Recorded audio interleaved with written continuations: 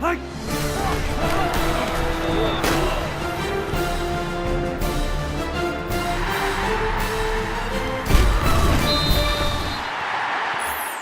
the Opelco Studios in Oklahoma City, this is an OSU update with Gina and Mizell. I'm Jenni Carlson. Gina, Stanford, Oklahoma State in the Fiesta Bowl.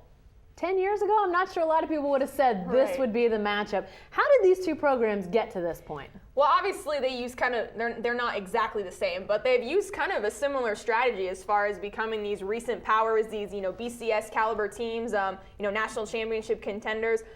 First of all, you got to look at the coaches they hired, and they kind of went not under the radar, but Mike Gundy and Jim Harbaugh were, well-known quarterbacks, but not really well-known as far as coaches go. And so you hire those two guys, and obviously they both built up the program. And then you look at quarterbacks like Brandon Weeden and Andrew Luck, who are, program transforming type quarterbacks and just really great leaders for that program.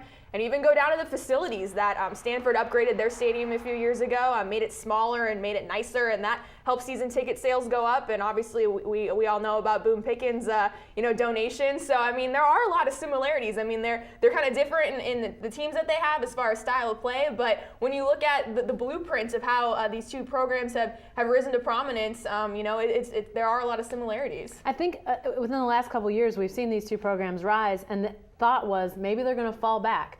And yet here they are. They just keep building. Mm-hmm. Is this a sign of where these two are going? Could we see them continue this rise the way that they've gone thus far? Well, I think, when you start that winning tradition, it kind of continues to breed inside. And so I think when you look at OSU, and yes, they'll lose Brandon Weeden, they'll most likely lose Justin Blackmon. All signs point to that. But you look at the young talent coming back. You've got Joe Randall coming back. You've got some receivers coming back. And yes, Stanford obviously loses Andrew Luck.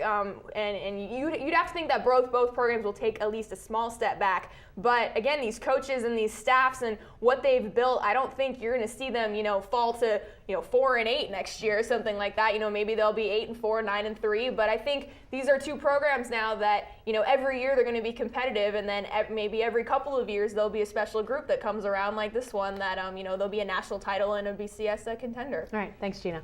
Be sure to stay with the best coverage team anywhere at newsok.com and every day in the Oklahoman.